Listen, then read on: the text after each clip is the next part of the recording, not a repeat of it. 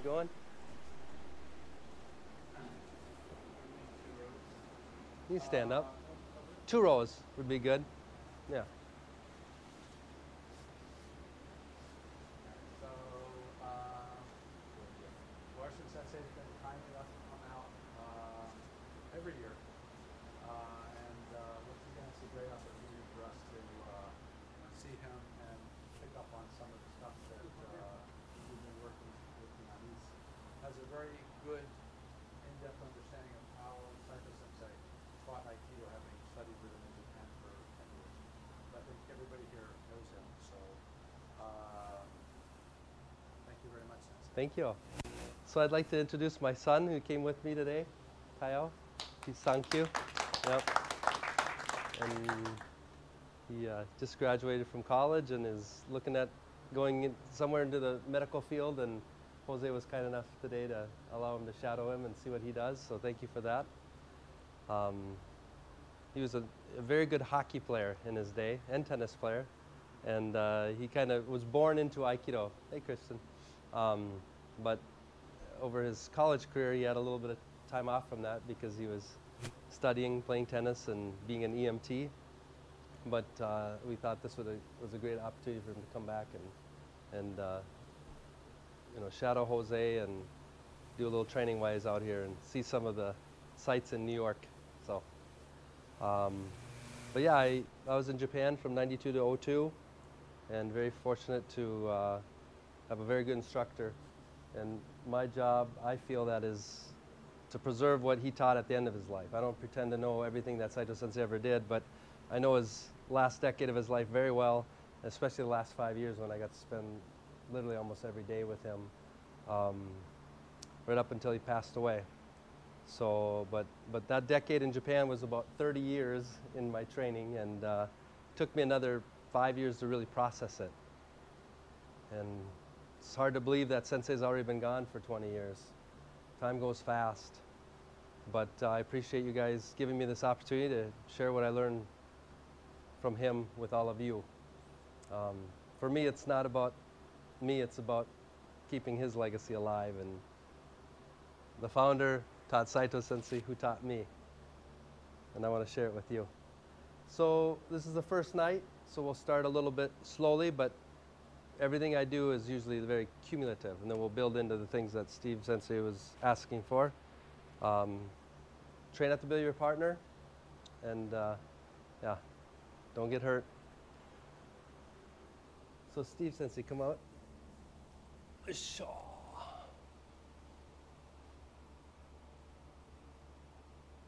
Hi, じゃあ正面に礼。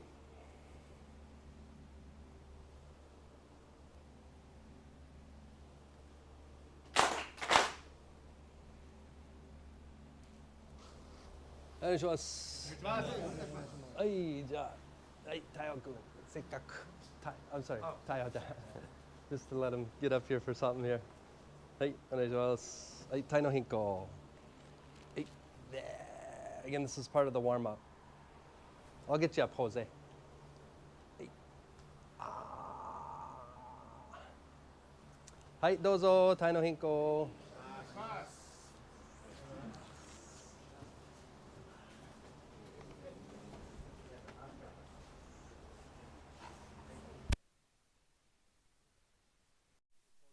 Or you can sit cross-legged or sit up on your knees, whatever's comfortable, because seminars are times, I say this often, that for you to learn.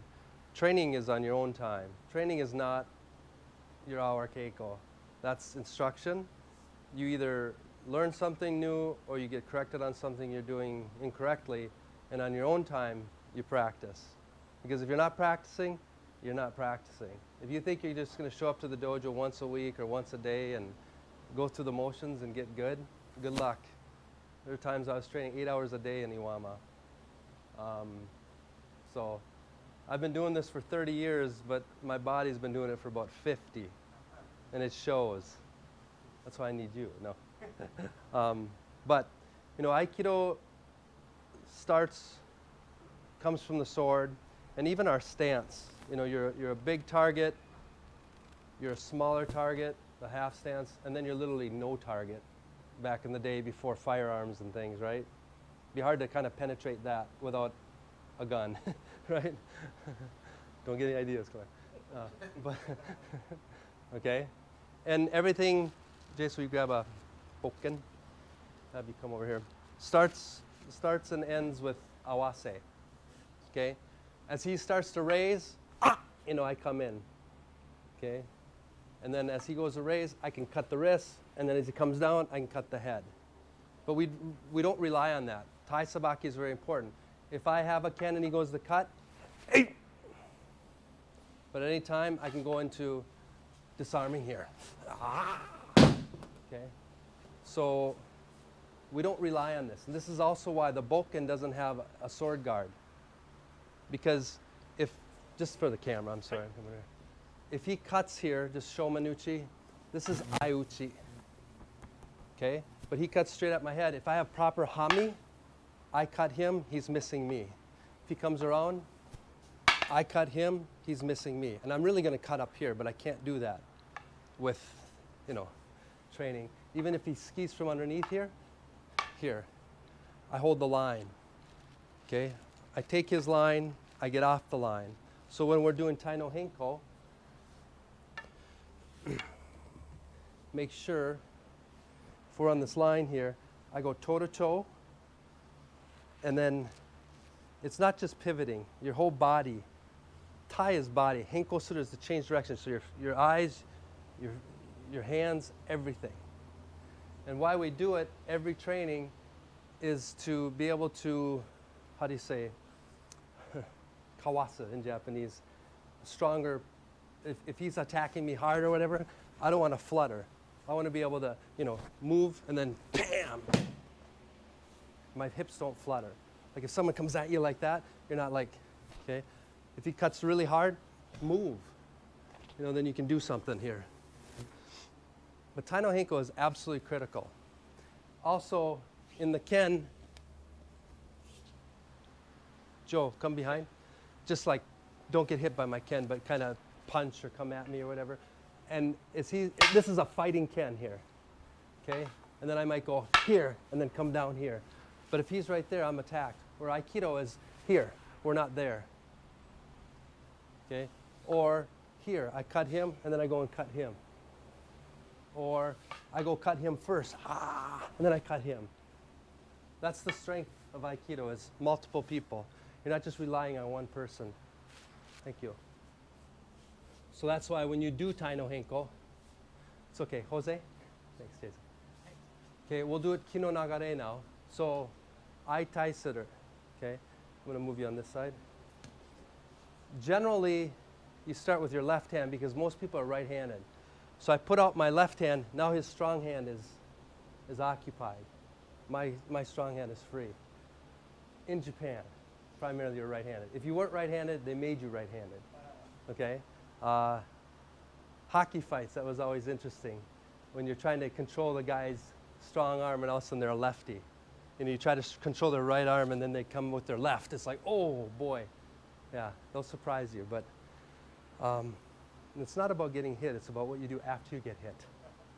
That's like knife fighting too. It's not about if you're going to get cut, it's where you're going to get cut and how badly you get cut. Try not to get cut, but just don't get cut in the vital spots. But good practice is I put my hand out and you're in the same hami, left hami. And you're going to step and grab, and I have to blend with that. Okay? It doesn't mean you can't do it with his right foot forward here, but I know how far he can reach. Where he's like this, if he reaches very shallow, then I have to meet him. If he reaches very deep, I have to go like that, because I have to blend with that movement. And that's when, if he reaches here, I'm not going to do any technique, but or if he goes to strike with his other hand, that's how you're training to do this stuff, to blend. Aikido starts and ends with awase, Saito Sensei would always say. That's why we do Tai no Henko, build strong hips, and be able to blend with the person's movement. Nobody on the street or something is going to come up to you and just go, and then you grab them and you're going to go, hey, No, you're going to do something like this. Don't worry. Here, yeah, where are you going? I didn't throw it yet. here, pat, there's other things you can do. But you can be very gentle too, okay? But it is Budo. And at the Homu Dojo, they would mix in the blending practice early on within the 4 years of being a high school student or college student. So Saito Sensei would incorporate it in Iwama. But when the founder was around, he didn't do that until you're like Sandan or above.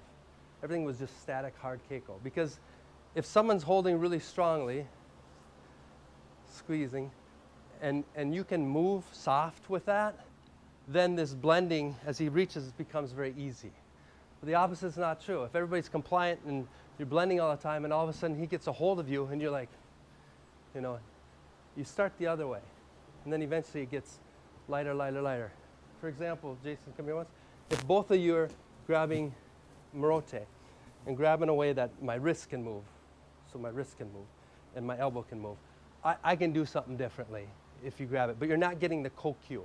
Move over a little bit, okay? If I go like this, it's not magic. They're very, look at my arm barely opens. But if I do the right technique, I can move them. It's nothing magic, okay? But in like Keiko purposes, if he's blocking my elbow, then I got to use my thumb, and I'm not using kokyu. And if they trap your thumb too at the same time, just punch them in the face. They'll move, okay? So, I mean, the what ifs are, you got to get rid of them. Train. If you're asking what if, you haven't trained enough. Trust me. What if I threw a brick at you? You know?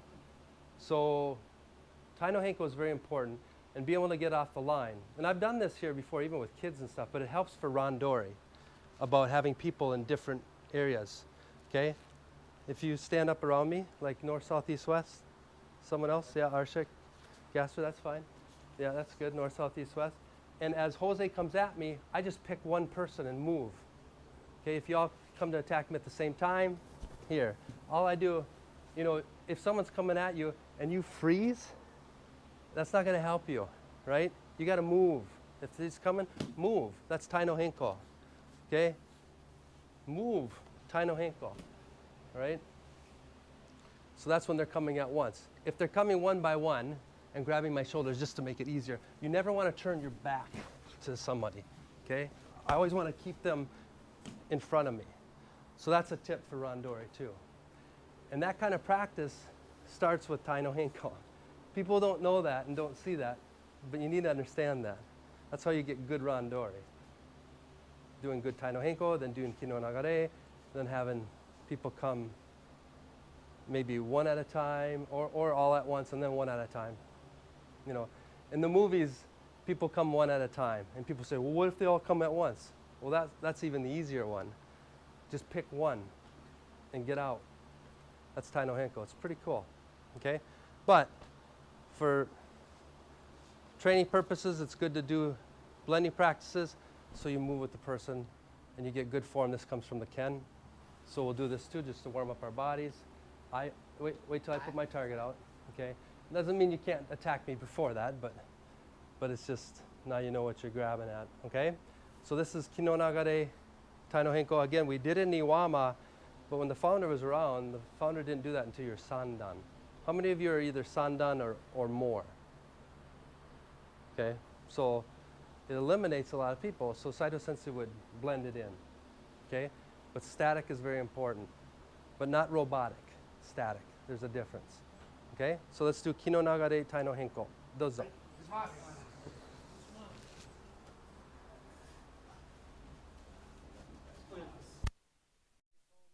Someone asked O Sensei, what is Aikido? And O Sensei just did that. That was his answer. Didn't say it, just did Tai no Henko. And some places call it Tenkan. Saito Sensei never ever called it Tenkan. He hated that word. So if someone uses the word Tenkan, they did not learn from Morihiro Saito Sensei, or they didn't understand language. Yeah, he hated that word. Tenkan just means turn, pivot. It's too simple, okay? You shouldn't be watching the person's hand either, you know? It's the old, you know, here, watch my hand, bam, you know? I mean, you know, you're watching peripherally. Put it out, and then you move together, and you want to start with good hami, and you want to end with good hami. Be on that line, okay? That's where our stance is. Karate, other arts are great and they're strong, but for the sword, you're a big target. And if you turn 180 degrees the other way, you cross your legs up. That's why we're on the line here, okay? On the line, on the line, on the line. And also your hips, you got to use your hips. So your hands should be level, so your hip comes in at the end of Taino Henko. You shouldn't be out here. You start in Hami, but you end here. Because that's ikkyo. Boom, you put your hip down into it. This isn't ikkyo. I can get up from anybody's ikkyo like that, I guarantee it. Not from this though. And the thing about Aikido is it might look the same from the outside, but when you feel it, it's like day and night from someone who knows what they're doing. Of course, I was able to feel Saito Sensei's Aikido. There was nothing better. And I've felt a lot of people's Aikido. And then my first teacher, Kwabi Sensei, too. But Kenichi Shibata, who's in the Takemiso Aikido series, in the first couple books there, and he's in the mid-'80s Ken and Joe video in Italy. It was like a building holding you. It was just insane. And he was extremely strong, but he didn't use strength. It was a different kind of strength. He had the technique too. You don't have to have strength to do Aikido. It doesn't hurt, but you have to use it in a smart way. The more I do, the less strength I use. I use more kokyu. And Aikido has Hammi, it has kokyu, it has the riai, the weapon. That's something that's quite different than a lot of different arts out there. Kokyu power. It's not magic power. Like when people get older and they start doing all this stuff, where people are just falling. That's one thing too, the integrity that Saito Sensei had right up to the end. He'd have you grab hard, he'd throw you. He never threw me once without hitting me. Yeah. And he'd talk about how the ukes were bad for O Sensei, how they didn't know how to take uke. Because he would try to draw their other hand and they just fall down without their hand and this and that, but whatever. But, you know, and it's Budo, it's a martial art, it's strong, and you're trying to build your body. Ikkyo, Nikkyo, Sankyo, Yonkyo, they're really just exercises to build your body. And it's healthy for you. There's a Reiki guy, I think, or a Rolfing guy or whatever, that anybody hear of Ivan Lendl? I think he's an Australian, very famous tennis player. And he worked on that athlete. And he said next to Ivan Lendl, he's never felt someone, their tendons and their insides so impressive as it was with Saito Sensei. Yeah, he told it right to me. He was a guy that was visiting Iwama and would work on people and stuff like that. But if I look around, there's a lot of inconsistencies. You know, some people are like turning halfway, some people's hands are out here, some people are up here, some people are like here, some people are like this. You don't want that. You want, look at a picture of Saito Sensei. That's the best one, not me. But, and sometimes don't copy my right leg sometimes, unless I'm in right Hammi. I got a bad wheel. But do you have that Taino Henko picture at all? No, I don't have it. Okay, I'll try to get you one. But if you look at O Sensei doing it, and then you look at Saito Sensei doing it, it's like a mirror of each other. Yeah, and it's really good form. And the hands are across here, okay? So if, Tao, come up here, just stand at the end of Taino Henko. Just be done, yep. So you're in Hammi, hands are kind of stretched out a little bit. Be strong as I push down, but at the same time be strong as I push up. Don't let me pull you forward, don't let me pull you back, and then eyes straight ahead. Yeah, and the front knee is kind of over the toe, the back leg is pretty extended, about shoulder width apart. Because if you bend your back leg too much, someone just kick it down. And if you have your front one too straight, they can hyperextend it. I tell you what, if you're gonna go into a real fight, people are gonna go right for the knees, like a kickboxer or something, because it's fast and it's destructive. These big kicks and things, they're great, but you can go into them, and you meet them before they come to you. You get one out here, you're in trouble, and you get one on the knee, you're in trouble. But someone, watch like full contact fighter, they just lift their leg, they just take it, or they come in. But you gotta have some courage to enter on it. It's elbows and things like that that are a lot harder and they're a lot faster. And you can't see them coming. You see a kick. It's hard to see really fast punches. Nobody punches and just leaves their arm out there. That's why kotagaishi, I very rarely do ski kotagaishi. But if you're going to do it, you scoop. So punch and pull. Yeah, I've got it. You scoop. There's no way in hell, if I can catch his punch, just punch and pull, then I don't need Aikido. So, you just, you know, if you hit me, it's my fault. There you go. But if I scoop, I have it. A better technique for a punch, and I don't care if you pull or whatever you want to do, is ear me to enter. Because if they pull or anything, they're locked, and you just smoke them right here. Ear me is a really good technique in Aikido. You know, I came from a 17 years contact sport background, and for those years I was in Japan, on Thursdays I would test my Aikido with Takahashi Sensei. He put me in all kinds of tournaments and stuff. And I did fine because of the body movement, and sometimes I just grab the dogi and hold on to it and just keep punching. Try to pull it over their head. But my point is, Aikido can be anything you want it to be. It doesn't need to be fixed or changed. People who are saying that haven't trained hard enough or long enough or had any experiences with it. Why fix? Don't fix what's not broken. Fix yourself. But Aikido can be, you know, very beautiful and slow. It could be very hard. I mean, know who you're training with. But the precision of the technique should never, ever change. Never. And anybody and everybody can do it. And it's done well. It doesn't mean people do it well.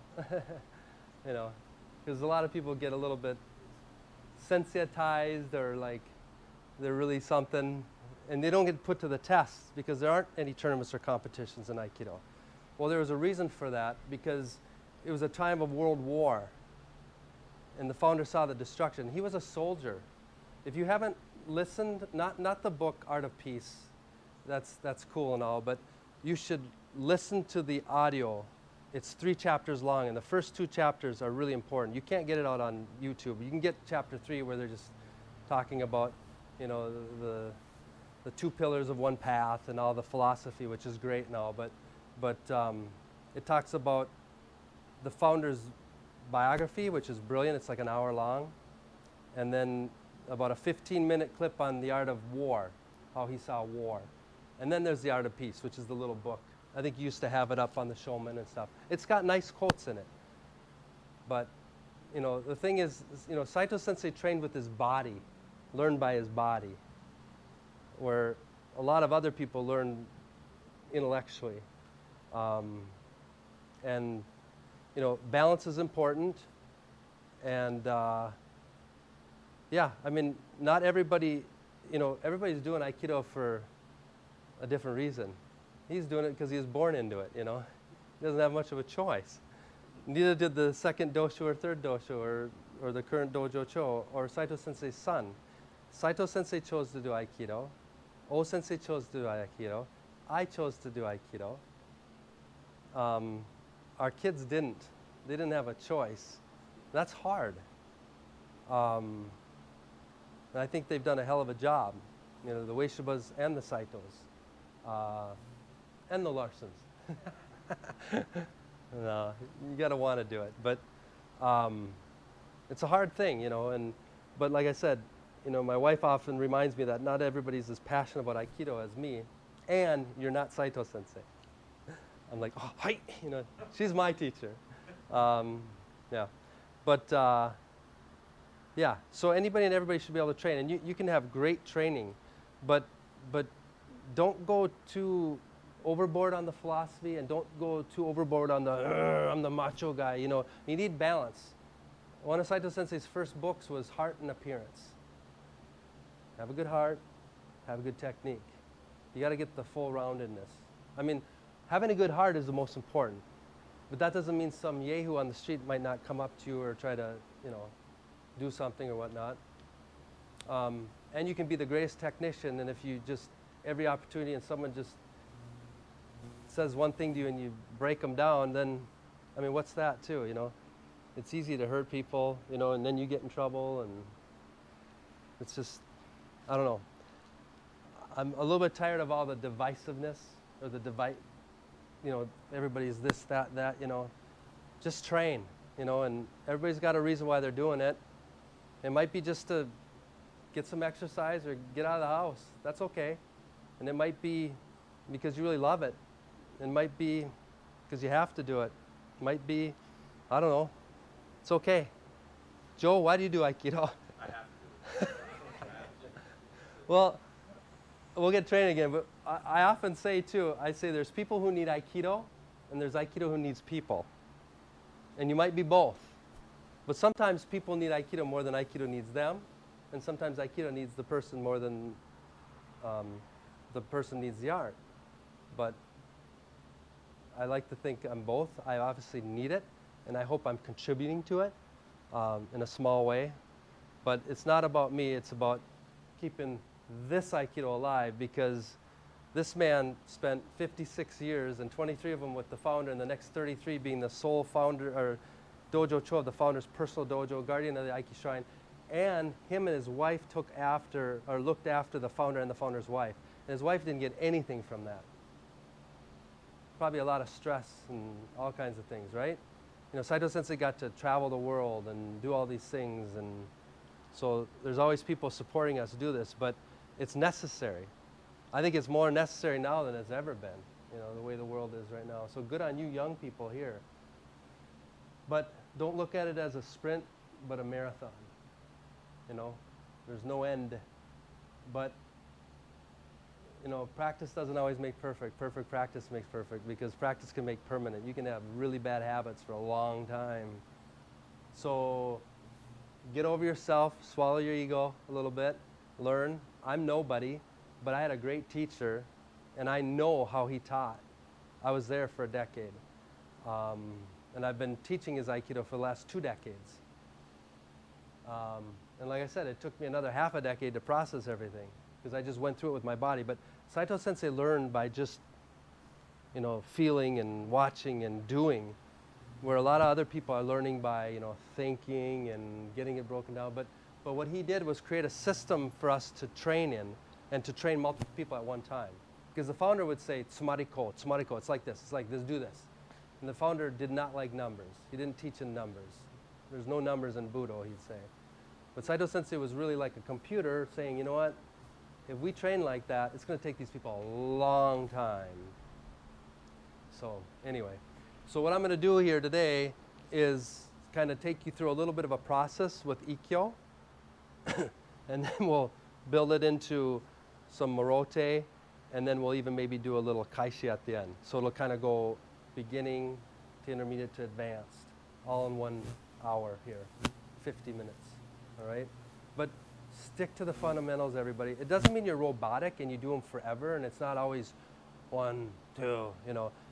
Everything, you want to do low counts, meaning that don't go 1, 2, 3, 4. You'll never get to 1. Every technique is just one movement. That's Tai no Henko. It's one movement. But when I'm teaching it, I'm showing you toe to toe, and you go down a little bit, because if he tries to push up, I got him already now. And then I turn with my hips and I look the other way. So I go from 1, 2, and then eventually to 1. You know, as he's reaching, I move in one motion, you know, and stop at the end. Have zanshin. Sensei would always say nibyo, nibyo. He'd say at least 2 seconds. Compared it to hunting a lion. Don't hunt lions, but I'm just saying. You don't just walk up to it, you know. You have to be, that's in Iai too, the chibarai. Psht, you're right there in case you have to go again. And I'm not trying to be gruesome. I'm just saying that the history of this art is from warfare. And now we've dumbed it down to people making fun of us. I don't like that. I've never had my Aikido made fun of. When people watch me do it, they're like, that's Aikido? I say, yeah. That's the Aikido I learned. You know what real ski Minage is? It's right here. Bah! You go right through the nose and break it up into their brain. And you put your thumb here to stop it, because if you think you're going to do this, it's going to go like this. But that stops it, so you're really strong, and it, one shot, one kill. That's where Aikido came from. Doesn't mean it has to be that way today. But then as you do it, you're here. And if that was a weapon or anything, I was safe there. And then you can be really gentle. And even I can put my hand out and catch his head. There's a video out there of the founder taking ukemi from a kid and putting his hand down and catching the head. And here's a guy who he actually went through war. He was a soldier for a number of years. People don't know that. He saw the destruction. But anyway. But it's important how you train. Everybody can train. Everybody has the right to train. It's like playing ice hockey. Just because you're bad at it doesn't mean you can't play it. You should play it. You know, doesn't mean we have to fix hockey. It means you need to get better if you want to go to a higher level. But you don't have to if you're content with what you're doing. I always say you're only as good as your worst player on a team. So if you've got kohai in the dojo, you want to build them up. It makes your dojo stronger, better, more camaraderie. But paying attention to the little things in martial arts is critical. It saved my life. True story. You know, lining your shoes, sitting a certain way, trying to get back. You know, if there's some things you can't do, listen to your body, you know. But just, and then it's repetition, repetition, repetition. Because Takimusa Aiki is really this. If my arm's moving, you just grab it. I don't know, just grab some way, yeah. And then I do a technique, okay? And now I'm going the other way. Just grab it again at any time, one hand, two hand, whatever you want to do. Okay, then I do a technique. That's Takimusa. It's just, techniques are born from something that happens. And that's the ultimate level you're trying to get to. It's the infinite birth of techniques. But you got to have a base and a foundation, you know? It's like a house or anything. And the foundation is Tai no Henko, Morote Kokiho, Ikkyo, all these techniques, the weapon system. Even just the Kensubri, the Josubri, the 31 kata, the Kumitachi. You know, the other ones are more Oyo applied things. But there's a system. And if you do that for a long time, you'll start to answer your own questions. Okay? Now I'll shut up and let's